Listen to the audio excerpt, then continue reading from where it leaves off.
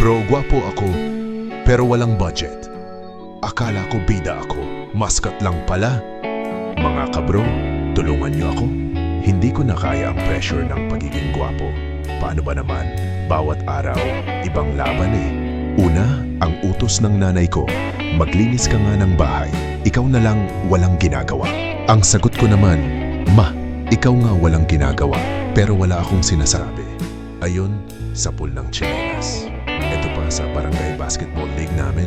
Akala ko superstar ako. Yun pala, mascot lang ng team. Ang galing nilang lahat maglaro. Tapos ako yung panggulo lang ng depensa. Pero di ko na iniinda. Sabi nga nila, bro, ang mahalaga, gwapo ka. Ano bang gagawin ko sa kagwapuhan kung wala akong pambili ng yosi? At syempre ang pinakamahirap, pagdating sa love life, napaka-komplikado. Alam nyo ba kung gaano kasakit makakita ng nililigawan mong babae na mas matangkad sa'yo? Bro, literal na, di ko maabot ang standards niya. Sabi niya, gusto ko ng mature at responsible. Sabi ko, di ba ikaw ang nagpapahatid sa tricycle? Sino sa atin ang immature?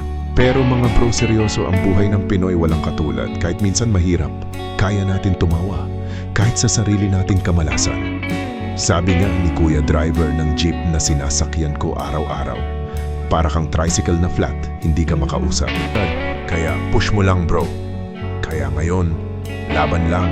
Kasi kung mag-give up ka, sino na maglalaro ng panggulo sa basketball? Sino na mag-aabot ng tsinelas sa nanay? At sino na magbibigay ng unsolicited love advice sa tropa? Ganyan ang Pinoy, simpleng ngiti lang, kaya na natin lampasan ang lahat.